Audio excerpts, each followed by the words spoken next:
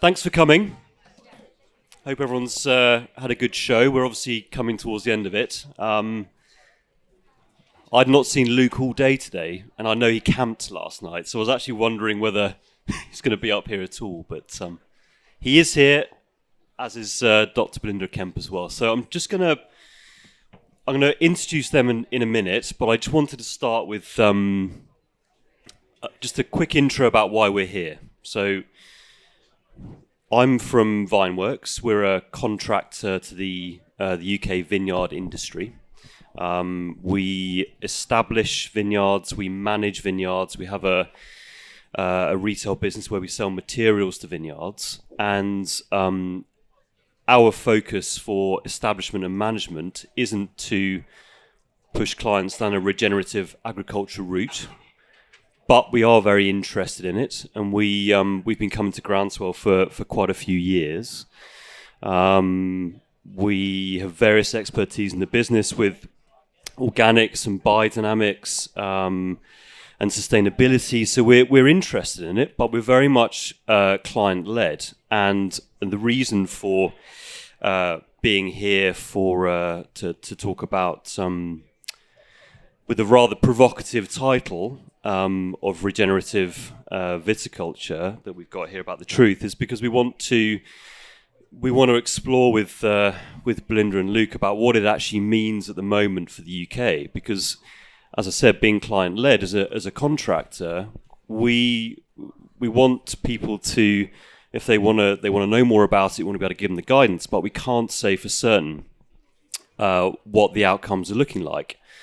And just, I'm sure some of you have had conversations with me and others at the show about prices, but if you want to put a vineyard in 2025, it'll cost you between 32,000 and 38,000 a hectare for the vines, the planting, the trellis installation.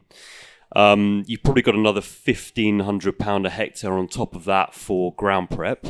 And then you've got deer fencing between £14, £18 a metre. So there's big figures for putting a vineyard in. And you then need to manage that. So from a full cropping year, you've probably got between 12,000 and 16,000 a hectare a year, plus anything else that might come on top of that, consultancy, new machinery.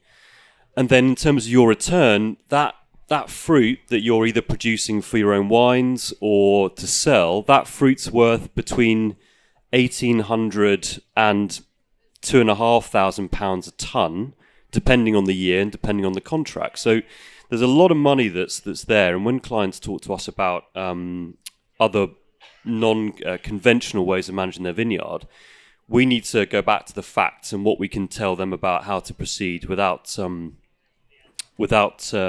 getting wrapped up in things not working and people not having a crop or how they want to do it. So the structure is that you're not going to hear much from me. I've got some questions for Luke and for Belinda. I'm going to ask them some questions, and then at the end we can, hopefully if we've got a bit of time, we can get questions from you guys. Direct them to either or, whichever you think is most relevant. So we're going to start with Belinda.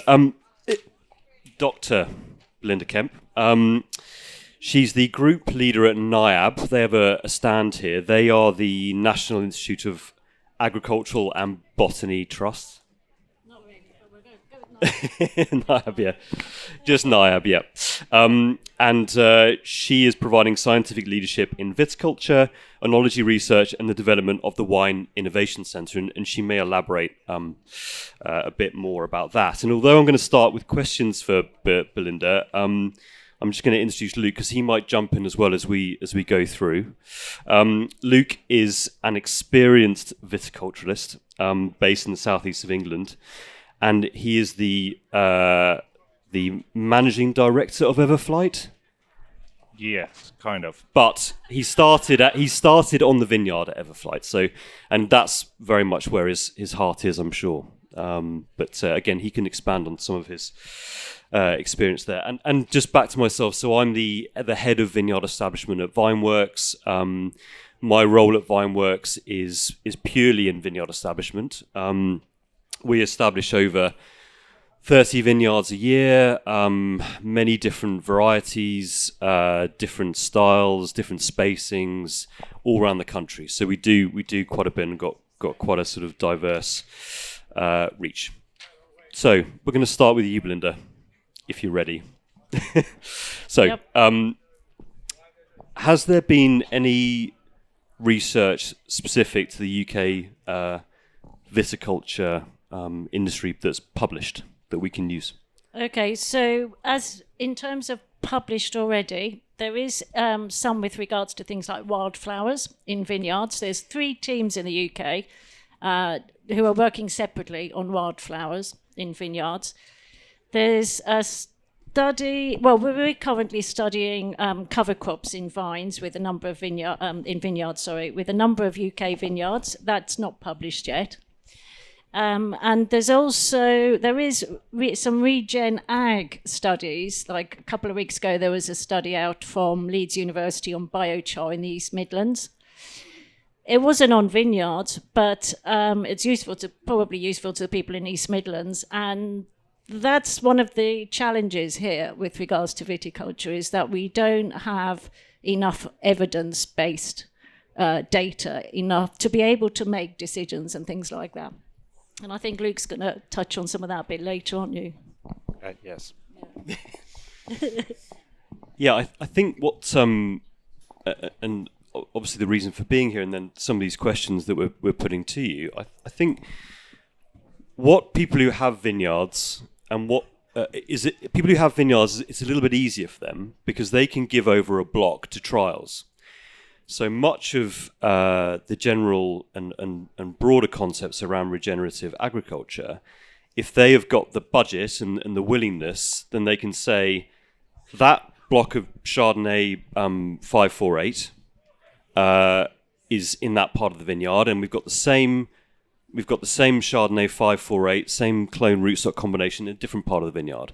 So we can run a trial there, and we can know how these concepts work for our site. But people who don't have vineyards or don't have a site can't do that. So having any research from existing vineyards and trying to find some tangibility there will help to make those decisions. But as I said, it can be a lot easier if you've already got a vineyard, start running these trials and collecting your own data. Just to show you what's happening overseas, because other countries are further ahead of us with regards to regenerative viticulture research, which is actually the term is something we're going to talk about in a moment. But one of the pictures here is of a regenerative biodiversity trial, actually, and it's set at the university in Austria through their Department of Viticulture and Pomology, which is apples. And the growers in Austria went to them and said, we want you to do a trial by establishing a vineyard with lots of different biodiversity in there in terms of plants.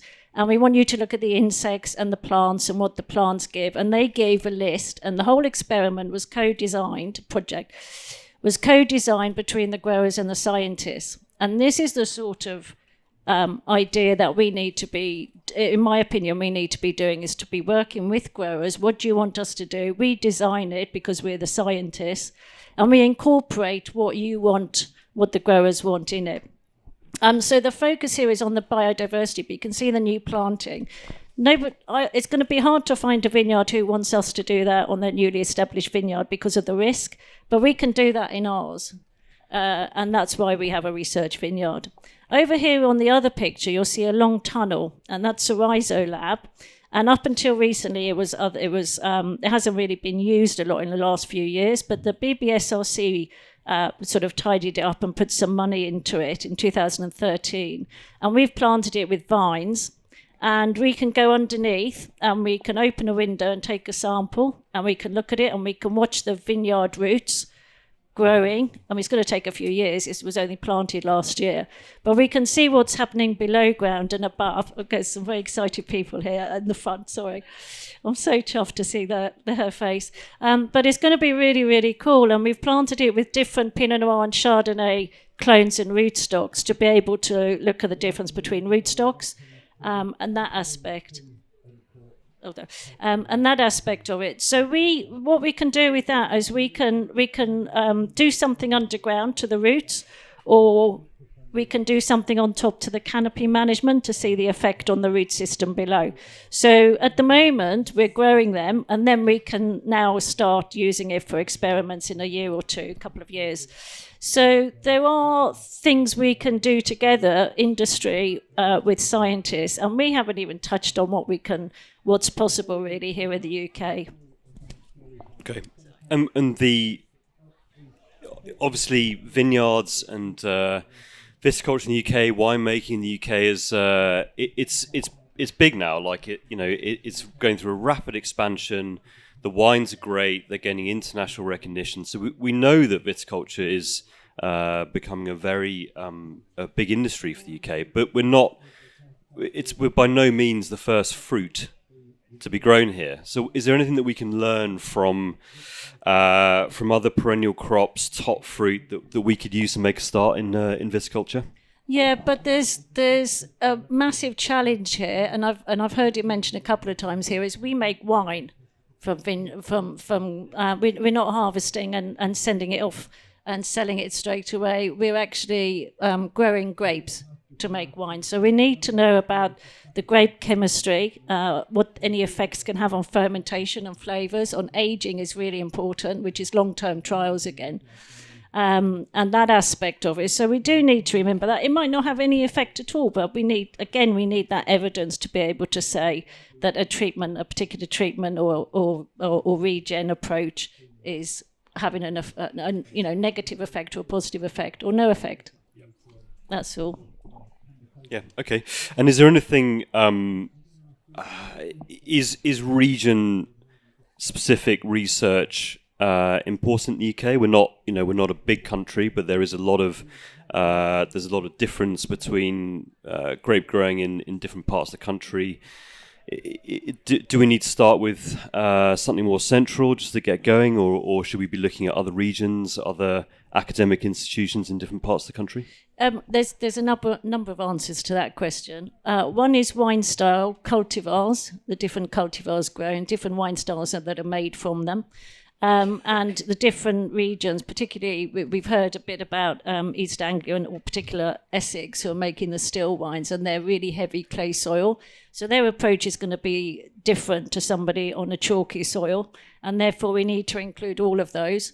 We've started teaming up. Well, NIAB does anyway, has a lot of collaborations. We heard about some of them this morning, working with the Organic Research Centre in Regen Ag, and also Agritech together and NIAB. So there's all three on the Regen Ag. We're starting to do the same on this approach to regen and viticulture, but there aren't any research institutes specific to viticulture yet, except what we're starting off at the moment.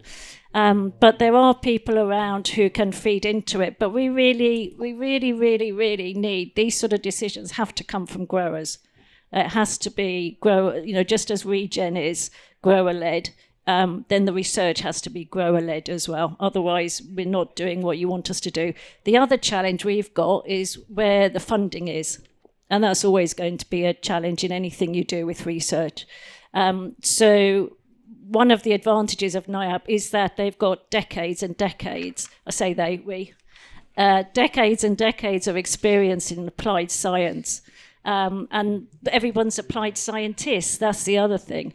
But many of the Research Council funding and things like that is focused on fundamental science, on the chemistry and the biochemistry. And so we need people like DEFRA to recognise in viticulture that we're making wine. And that's another challenge, because getting funding for alcohol, as you can imagine, is also challenging. So it's almost like you need 2 or 3 funding bodies for the whole long journey of a regen viti, or any kind of. To be fair, that's the same with any viticulture. I think I would agree with that. I think the issue we have is, and this is kind of how I see vineyards and orchards potentially different from a lot of regen farming practices. We are a 3-tier system. And I've talked a little bit about this when I've done work groups. So you've got soil as your base tier, then you've actually got the plant, and then you've got the crop. Whereas if you're thinking of like an arable farm, you've got two-tier. So you have soil and then crop. But also the added complication is, as Belinda's touched on, we are then taking the crop and we are then converting that into wine. And trying to find a link from soil, plant health, into crop health, into better wine is a very, very hard stretch. And at the moment, I haven't actually seen any fundamental research to back that up on any sensory level. And that's, when I say that, is one, because no one's actually done a regen project yet, but in organics and biodynamics, there is nothing to show that. And we'll come in a bit more depth into that later when we ask some of your questions, but Belinda was saying about growers being involved in these trials. We know about the numerous positive benefits of regenerative agriculture, that they're clear, and we're trying to muddle our way through in the vineyard and trying to find out how that works in viticulture. But what would you see as the perceived risk to a grower in conducting these trials? So Everflyt's done a few. We've done 0 applications since establishment. So when I say 0, I mean nothing. So no fungicides, no herbicides, no tillage, nothing. And that block is 2 years behind. So we've lost 2 years of potential money. Any long-term damage that you can see from the way that you've been doing that? Is there a chance that it won't work at all, or is it just delayed establishment? So what's interesting is they are now performing or looking stronger.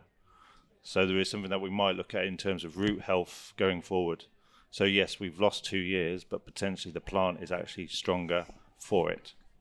So that's interesting. And again, that kind of tears into what Belinda's saying is about research from growers' point of view. Could I create a stronger system? But the issue is, do I have the funds to create that stronger system? How does your boss feel about you delaying his income from that vineyard for 2 years more? He probably only just found out if he watches this back on YouTube. It's broadcast live. Yeah. I'm fired.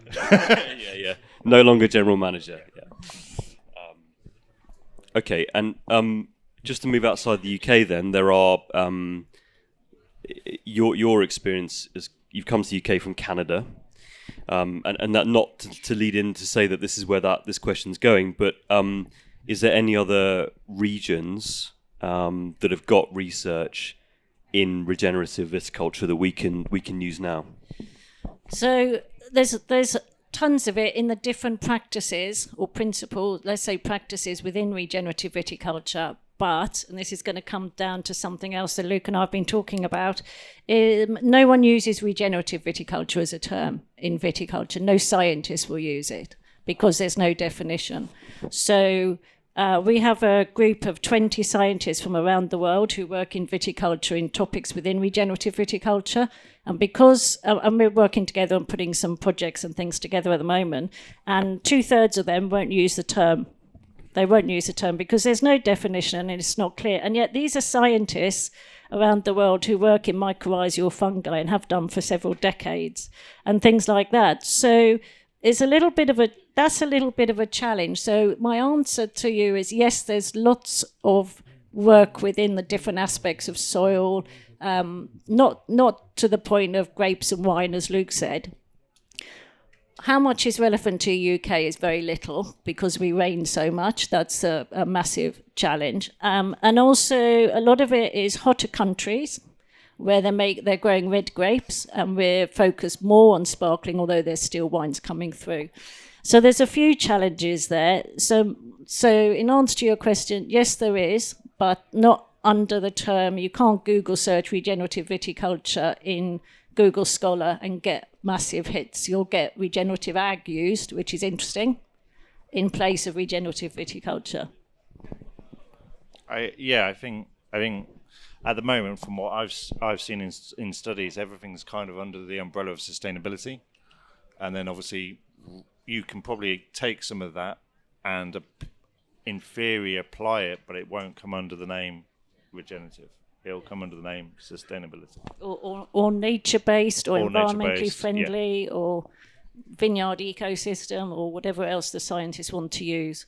And I think that's quite interesting from my point of view, because we want to work in that area, but we're not using the term. 2/3 of scientists are saying no, we're not going to use it till we get a definition. But then regenerative viticulture is saying it's science-based. Well, then that just means that we need to work closer with growers. Again, it's even more evidence of showing that growers and scientists should be working together on that. I don't know, really. I was just looking at you. Yeah, I think I was actually in a talk earlier at 9 o'clock, and I'm not going to try and pronounce her surname, but Anna, she was really, really fascinating. It was on at 9 o'clock, and it was her whole talk was about grower-led research, and I think that is a fundamental thing that we need in this country, is grower-led research ideas coming through and then being put in place, or trials put in place, and long-term trials. 2 years, 3 years will not cut it with a regenerative system. We need to be looking at 5 to 10 year projects, and that's a very big ask for funding. Oh yeah, we've got to work out how we're going to do that. And the other thing is that if we're going to go down that route, we need to. One of the arguments there is evidence-based data and information that will eventually feed into policy. And whether we team up with Regen Ag or other crops, or how we do that, is something that we've got to work out all together. It's going to take time, but I think we can do it. One of the questions, and I think we've probably answered it, one of the questions I had for you was where is the gap in the knowledge? We've sort of talked about that, but the gap is large, right? Everywhere. Everywhere, yeah. Everything from ground up, so literally as the photos are showing, all the way up to crop and then into wine. And then if you want to really go into it, money aspect as well, I would say. So one of the issues we've got in the UK is that there's pictures of newly planted vines that have been planted with mycorrhizal fungi and trichoderma. We know trichoderma works, that's fine everywhere. The problem is that we're very, very short on mycorrhizal fungi products here in the UK, and none have been tested on grapes in the UK. So what's being used in our vineyards has been developed for shrubs and indoor roses. So they're different species of mycorrhizal fungi that colonate around grapevines. So we don't know what's going on at all. And yet, I'm hazard a guess, I don't plant vineyards, but I would hazard a guess it would be quite interesting to see how many vineyards have used mycorrhizal fungi, and we don't know whether it works or not. And it could be that nobody cares, but it could also be that's a massive expense when you could have used something that does work. We just don't know, and so that's what I was trying to show with these figures. Yeah, and that's problematic, because when say we planted a hectare for somebody, so between 3,800 or 4,500 vines a hectare, we might put in two different nurseries. One nursery might claim to use mycorrhizal treatment in the nursery itself, and the other one might not. But it's likely that they would be different clone rootstock combinations, or certainly different clones of potentially the same variety. So the performance is different, is likely to be different anyway. So yes, some nurseries do offer that treatment, and certainly with the amount of vines we plant a year, it's not practical for us to soak vines pre-planting on a large scale. But we also don't feel like we need to. On a small scale, it can people have the opportunity to do that. If you're planting, certainly if you're planting long rows on an easy field, you can plant up to 20,000 vines a day. So simply prepping those vines and doing extra treatments and extra steps just isn't often operationally possible. So it's very difficult to see how that would work. So just to move on. So what is NIAB planning over the next few years? And if you could just pick some out of those and explain why you're going to research those. So that's actually quite difficult to share at this stage. I have a list, but secret. Well, it's not so much just that. It's just that we have to work again with the Vine Club members as to what they want, who are part of the NIAB membership group for vines. That has to come first again. And the second thing is it depends on funding and what funding calls, and so we're all eagerly awaiting the results of our forthcoming election, I think, to see where that takes us and what's happening there. So that's one of our biggest challenges as well. We can have a long list of whatever you want, but if there's no funding calls available, then where are we going to get the funding to do that? And that comes back down to are individuals, growers, willing to put funding in towards it, to do it together. So there's a couple of things with that. But I do have a list, but I also spend time with talking to growers and things as to what they want and what they need.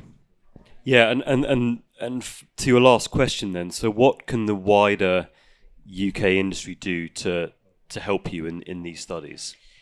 So one of the most obvious things is going to be joining together with us and letting us do trials on your projects on your vineyard. How we do that in terms of you getting paid for it or funding, it's unlikely you're going to get paid much on some fundings, and in others you won't get any. So it depends on how much you want to become involved. So one is to just simply contact us, another is to join the Vine Club so we can all work together. And that's going to be built up and built up. One thing that we've also started up, which you'll be able to use a bit further down the line, is a UK database of not just regenerative work aspects on vineyards, but also what appropriate regen ag studies have been done that can be used within the UK terms, but all UK based. But that's going to take a bit more time. I don't know whether anybody heard this morning, but in the last 10 years, in the UK alone, they were saying in one of the talks that there's 3,000 studies being published on regen ag. It's hard to find many on UK viticulture with regard any viticulture, not just regen viticulture. So instead of reinventing the wheel, as they said this morning, it's a case of going to them and seeing what we can use out of their database to further build our existing database, which is going to take a while to do. And what is the International Cool Climate Regenerative Viticulture Hub? Okay, so that's the hub of 20 international scientists involved in aspects of regenerative viticulture around the world. So that takes in everyone from New Zealand, New York State. It takes in countries within the OIV, so it also includes areas of France, Spain, which is not cool climate, I might add, but they've got some really interesting research that we're going to be working with them on that we can translate here. Portugal as well, not cool climate, but very enthusiastic chaps. Austria, Italy, there's quite a few. It doesn't sound very cool. Some of it isn't very cool, but they've got so much experience in their topics that they can lend their experience and knowledge to us in other areas. So okay, it's a case of sharing, but our meetings tend to be obviously online, and about 2.5 hours to 3 hours long. And people are very open, willing to share and collaborate and talk about, well, you could do this in your climate or that climate. And we need that. We need the scientists. If we're going to tackle regen viticulture here, we need the scientists like the ecophysiologists. We need the soil scientists. We need all those different fields of expertise that I can't do. So things that are far-reaching, that are all need to come together. And I hasten to add the word pests and disease after John's talk earlier. But it's really important we do. We've got a massive surge of SWD in grapevines. We've got more cutworms coming out. The change in the insects and the insect life cycle during the year and how they just move into the vineyards. That's all changing all the time. So we want those people who are entomologists to all come together and work on those projects together. That's a really long answer to that. That's all right. I'm going to try and pick up the acronyms, but SWD is spotted winged Drosophila, which is a fruit fly that causes a lot of damage to a crop that's almost ready to come off. So it can be a big problem to us. Thanks, Belinda, and again, jump in with Luke as we go through some of his questions. Luke, you've done just to sort of re-emphasize, Luke is probably one of the only vineyard managers in the country who's trying to push some of these regenerative techniques into his vineyard, whether his boss knows about it or not, losing lots of money. But so he's gone through this presentation quite a few times. He's done talks for the Regenerative Viticulture Foundation and lots of other people as well. So he's got a lot of insight to offer here. Again, I'm going to try and structure some questions and keep him moving, but we'll have more questions at the end. So if there's something you want to get from him, then you'll have a chance at the end. Can you summarize your journey from conventional grower to what you're trying to do now? I stopped. I got into viticulture pretty late. So I was about 30 when I got into viticulture. I started as an apprentice at an estate called Ridgeview, and we were very much conventional there. But we started playing around with cover crops back in 2016, and that kind of started my kind of journey. And then I did a trip around Sweden, Belgium, and Champagne, and learned quite a lot in Champagne, especially at the Lanson Green label estates, which is biodynamics. Can you explain why you were doing that trip? I won a scholarship, funny enough, from VineWorks. You're welcome for the holiday. Thanks, it's lovely. But yeah, so that, and then I did a report back to the UK Growing Association, which is WineGB, off the back of that. So a full presentation to members about what I'd learned and then how we could apply certain things that I was seeing out there. And then I was lucky enough to, in 2018, I had signed a contract with what is now Everflyht, and I joined Everflyht in 2019 as vineyard manager. And I think 19 was an interesting one. I was trying to both be very, very cautious. I didn't want to lose the crop and my job. So I was still quite conventional. And I think a lot of people, when they talk about regen ag or regen viticulture and anything to do with regen, we talk about the soil. It was really interesting to actually finally I seen John Kemp, and I think his emphasis on plant health and how that can then go back into the soil, I think is very, very interesting. And I think really, if you're going to cover it, you talk about inputs. So I'll just talk a little bit about Everflyht, about what we do. We're only very small, 2.8 hectares. That's what I had to manage. And then we planted in 2021 another 4 hectares. So we're only small, 7 hectares. So in terms of traditional farming, that's like a small hold. That's nothing. But vineyards are very, very labor intensive. One tractor can only do 14 hectares in a year. That's the general kind of management operation for one tractor. Whereas one tractor on arable farming can do about anything to 800 to 1,000 hectares, depending on how many operators are running that tractor. So it's a very, very different thing. And then obviously we designed the vineyard from the ground up. So we basically input a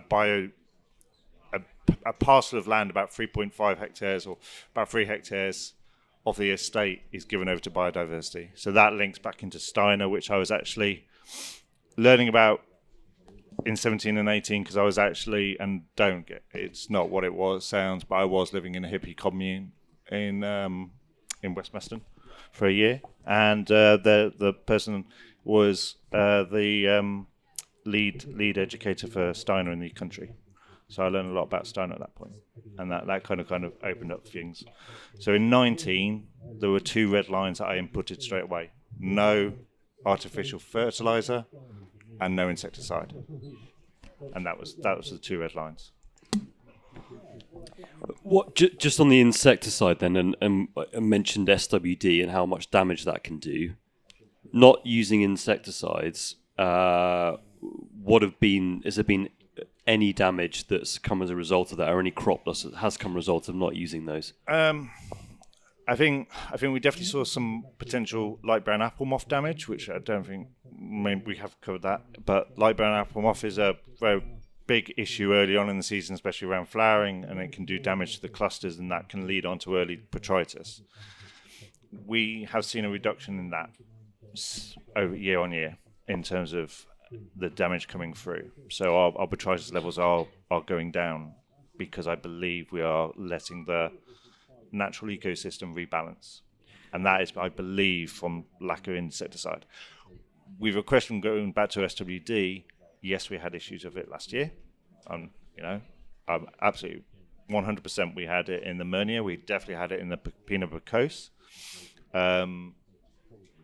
And what we did was we brought the harvest forward. We jumped ahead of the life cycle. I could see, I was tracking it. I could see that it was in the fruit.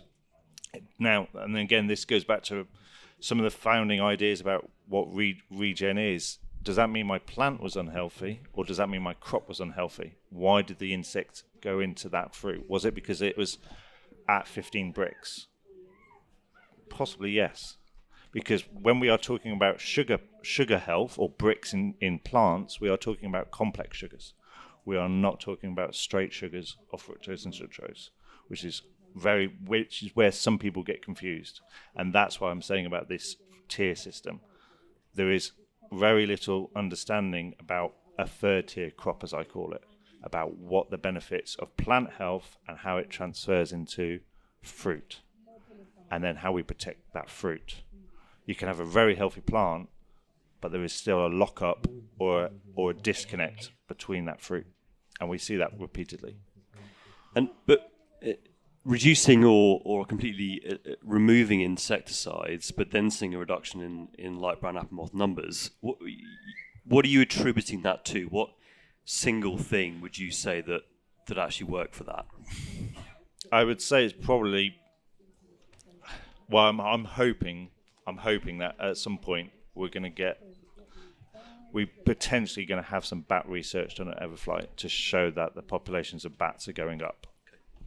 And bats are one of the biggest predators for moths, and I believe that could be helping to keep down the impact of light brown apple moth. We have seen increased numbers of cutworm on site, but it's not. I think certain growers sometimes see one instance or a few instances of pest issues, and then we go in and we carpet blanket and treat the whole field as with insecticide or a solution. We deem as a solution, when really we should be more targeted, or we should actually make less knee-jerk reactions and just give the site time to build up. And it should be said that in UK viticulture, insecticides are not widely used anyway. They are not. I'd say that they're not part of every single. They're in the war chest for people, but they're not used. I think regularly. There was a lot used last year. Yeah, I think I'm fair to say that. But would it be right to say though that most people's opinion of them is they're using them when they get desperate? It depends on the grower. Feel free to disagree. It depends on the grower. Yeah. I think there are some very conventional growers out there, because obviously vineyards in this country are very, very difficult. Okay, we are outside the normal growing area. We are trying to grow a crop in this country with reduced yields because of our climate, and we need to make, unfortunately, at the end of the day, it comes down to the pound. We need to make money. Otherwise, we don't have a sustainable business, and I say this quite a lot when we do workshops on site. If we compare our yields to global yields or even just European yields, we're about half on most average yields. Can you just explain for people here who are not involved what those yields might look like per acre or per hectare? Can you just offer a comparison? Per hectare, you're looking on over a 10-year average now of around about 5.8 tons to the hectare. If we were in Champagne, we'd be looking at 10. Close, and just give or take, depending on the vintage in Champagne and what rules have come down from the CIVC. And what's fruit worth a ton in Champagne? €7,000. Yeah. So they've got double the yield, and they've got nearly triple the money. And we've got the same costs, if not more costs, and half the yield and half the price. Yeah. Yeah. So look, I'm giving you the honest truth. That's the title. That's why we picked it. It's not easy, but insecticide, I think, to start building a regenerative or forward planned environment for your vineyard or for your site, I think you have to actually remove insecticide first. Now, I know a lot of practitioners around here or people talking over Groundswell so far would probably disagree. I think some would say, especially in ag, that's actually sometimes the last. Well, there's also things you can do, like to protect a bit more against SWD would be thicker skins. So not just varieties, because obviously we're champagne varieties, Pinot and Chardonnay, but we can do things to thicken those skins as well to protect it, because they're going straight into the thin-skinned ones. And canopy management. And canopy management, totally. Yeah. But then we're relying that we've got sun. Yeah. Yeah. All right. So as a grower, wine producer, what are the benefits that you've seen in incorporating some of these regen practices at Everflyht? Okay, I'm kind of hoping everyone can see what's on my screen, the graphs. I know it's not too clear, probably. I should have picked better colours. So 18 is obviously where we started. So that was when I wasn't there and we were run conventionally and by contract. And then we brought some equipment in 19, namely a recycling sprayer, so we could actually recycle as we go. So we were using less products anyway, but we were also pretty much in 19 conventional. We used one spray of insecticide in May, and that was it. And then I kind of went, enough is enough, and started changing. What we work out in, or how I work this out in, is in units. So if, say, I use a product that says spray 100 mils of a chemical, that is 0.1 of a unit. If it's 5 kilos of a product, or 5 litres of product, sorry, that's 5 units. So that kind of gives you an idea of what that graph is showing. Now, and this is where it gets interesting. As we have moved away from conventional sprays, I'm now putting more into the vineyard. Can you just clarify what a conventional spray is? So anything that is basically synthetic chemistry, or what I would call old chemistry. So we're not talking about biostimulant chemistry here. We're not talking about bioblockers here. Or organic chemistry, or certified products. We're talking about non-organic conventional spraying. So up until 19, we were nearly 100%, I would call conventional. 20, we were about 50-50. 21, now the reason there's the jump is we planted more land. So really you should be looking at the by hectare one. So it kind of shows you where we were going. 22 was a very easy growing year. We nearly went completely organic in that year. Like fully. What, for the certification or just the practice? No, just for that year for practice. We aren't going to ever go certified. And this is something I'm going to have we're doing a workshop at Everflyht soon with an organisation that buys wine to talk about certification. Yep. And then in 2023 was a very, very difficult year. But what I think you can see is I'm replacing my pesticides now, or my fungicides, with foliar feeds. We don't, as I say, do any ground fertilizer application. Everything we do is through sap analysis, and then taking that sap analysis to then treat the vine or the plant to make it as healthy as possible. I've just come out of a lecture from John Kemp, and it was fascinating to see just what he believes in terms of what micronutrients or macronutrients are needed to make a plant healthy, and it's pretty much just organic. You can just apply organic foliar feeds and get it directly into the plant, and that will help boost the system. Fingers crossed. Yes, hope. But yeah, we had a very wet year in 2023. We had no downy at all. Powdery, we nearly got clobbered with powdery. But yeah.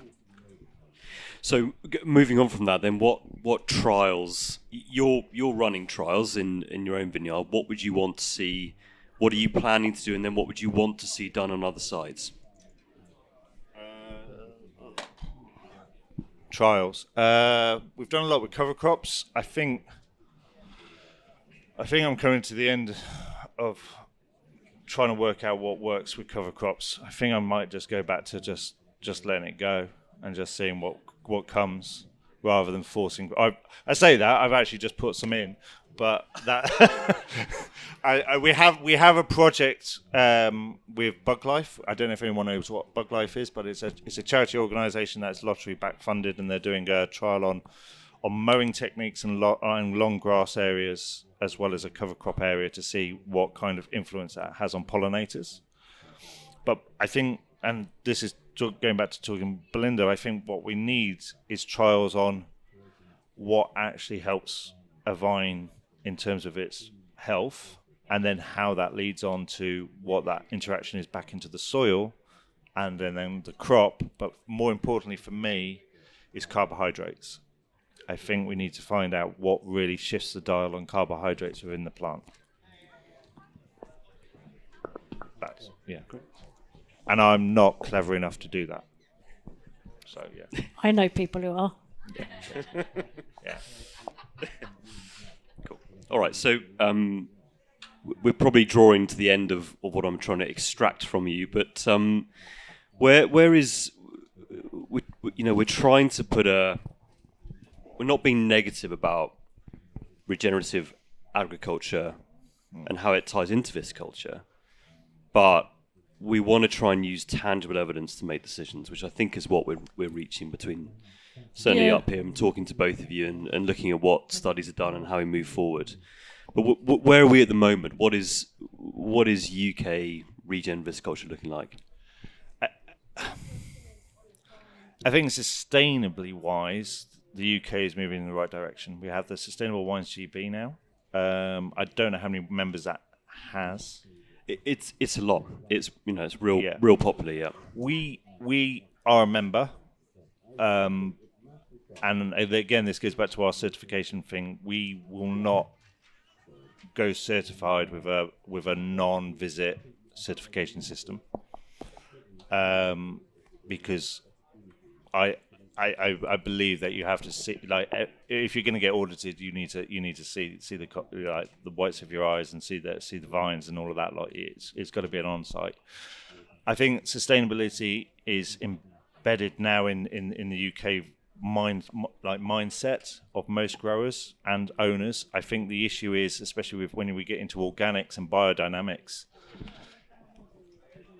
there's a disconnect between what is sustainable environmentally and what is sustainable economically. And I think if you run an organic or biodynamic vineyard in this country, there are some years, or quite a few years out of every 10, that you would not be sustainably economic. And as a GM or MD or potential owner of a business, I think it's your duty to make sure that you can pay people's wages. And if you are failing to do that, then you're probably failing as a grower. Your heart might be in the right thing. And I said this recently. Someone picked it out. I don't see I've championed regen since 2009. Well, 2019, 2020. I've tried methods since about that point. I just see it as doing the right thing. That's it. Yeah, and you just touched on it there, but certification. Do you think there's any value in having a UK regenerative viticulture certification? Not necessarily for the consumer, because this was touched on a talk yesterday about this, and we're not sure the consumer would care either way. But do you think it's valuable for producers and people to understand and follow guidelines to have a regenerative certification? We've talked about this. We have, yeah. I would say definition is needed, and I think you would agree We both agree on the fact that definition's needed first, and whether that has to be accompanied by any sort of certification. I'm not getting involved in the certification, but I am of the thinking, along with other viticulture scientists that are working with us in the group, that we need a definition. And I think it's important that, because, and the reason for that is, and a definition can tell us not just what it is, but also allude to what it's not.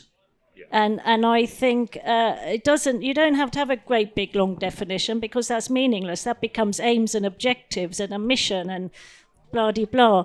But it is something that needs to be done, but it has to be done cohesively, globally, collaboratively, with scientists and with growers. And government. And good luck, that's going to take some years, because if you did go through the OIV with this, which would be the obvious choice because it's the International Organisation of Vine and Wine, just to give you an idea, they've been working on the definition of no alcohol wine for 9 years, and they still can't agree. One country wants glycerol and another country wants something else put into the definition. And that, whatever the OIV does, becomes EU law eventually. So you can see that we're quite some way off getting a no alcohol wine definition, which then means it's hampering the UK having a definition of no alcohol wine either, probably through DEFRA, which is what they're waiting for too. And so that's going to be no different when we try and start and challenge and try to go for a definition of regenerative viticulture. It's going to take a long time. Be interesting though. I'd love to be part of that. It'd be so much fun. I would say get a clear definition of sustainability in place, and then have regen as a subsect of that. There is an OIV definition. It's about half a page long, but it is a yeah. But I would get that fully in place and then go from there. But I'm not saying, like, we will continue to say we're on a regenerative journey, because we are. We are shallow till or no till. We run a 5-year rotational diversity cover crop for our vineyards currently at the moment. We are organically. We are using organic chemistry wherever possible. We use organic foliar feeds all the time now, unless it's a straight that we need to add in. So like MG straight or iron straight, because I don't think you can get good enough results from just organic from that point. And then we do use herbicide, which is up on the screen every now and then. Do you want to just briefly explain what's happening in these images? So the first one on the... Sorry, is it on my left or your left? That way. Yeah, so the one that's really, really green under vine and has no on the left has no herbicide. Then the middle one is actually dilutes or half rate herbicide, and then the final one is full herbicide. As you can see, the vines have established better, and this goes back into my tier systems about how long it takes. If you get the medium wrong for the vine, it won't establish and it will take longer. The interesting thing is now, and we're going to do this when we go back, is those photos now are almost in reverse. So the ones where we had no herbicide use are now stronger, and the ones where we've had used herbicide are now weaker. That's really interesting. And have you pulled any vines out to look at their roots, or dug around to see what the roots are doing? I was going to talk to Belinda about doing a research project. What, pulling her vines out instead? Oh, no. Yeah. Luke's already in big trouble and pull his own vines out. Yeah. Look, guys, that was really, certainly really helpful for me. I know that we spoke a bit before the session about this, but to go through it in this medium was really, really useful. And thank you.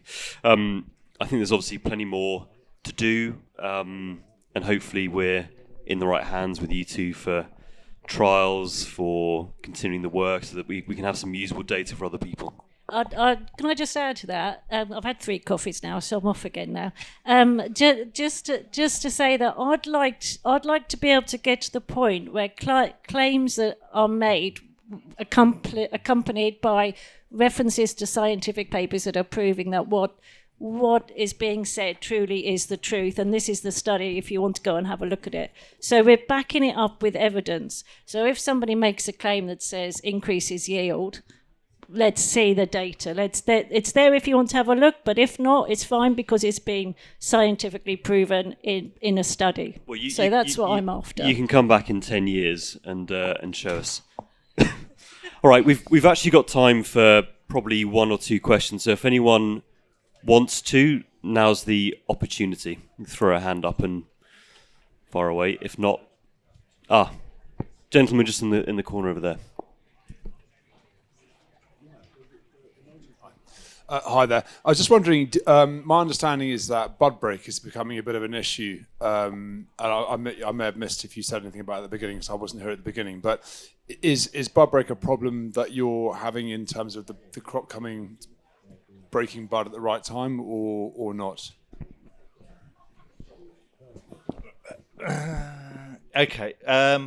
Bud break, I think, is very climatic and can be and is all determined really on the climate, but also mainly carbohydrates as well in the plant. And I am seeing an increase in certain bud break areas where we are using different pruning methods. So again, this is not a regenerative kind of method, it is a general pruning method. So we've moved most of our vineyard over to cordon, which I believe is boosting the carbohydrates reserves in the plant, and then also into the buds, which is giving us better bud break across the vineyard.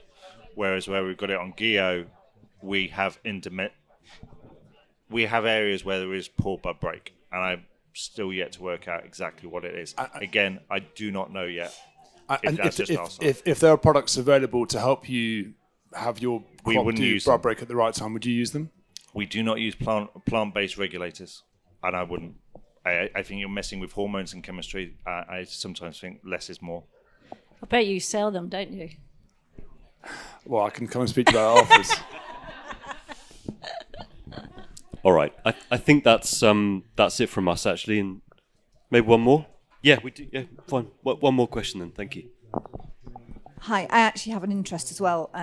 We're acoustic ecologists, and we're working with Runart in France with their move to organic, using bioacoustics to measure the difference in above and below ground biodiversity. In terms of regenerative viticulture, have you got monitoring ideas, or have you got anything in place to do that in the UK? Let's talk straight after this, because I have a company that we're talking to, and we could do it in parallel. And it's looking at electrophysiology. So we have a tiny wee sensor that will signal when the plant has abiotic or biotic stress, and it can be linked to a disease. So it's a certain frequency for different diseases. So we can have a chat and we could tie it all in. It'd be awesome. Yeah, cool. When you were mentioning bats earlier, actually, I just thought, you could have an acoustic recorder out to know when the bats are eating those moths. Yeah, we could tie it all in together. It'd be one. Yeah. I think yes.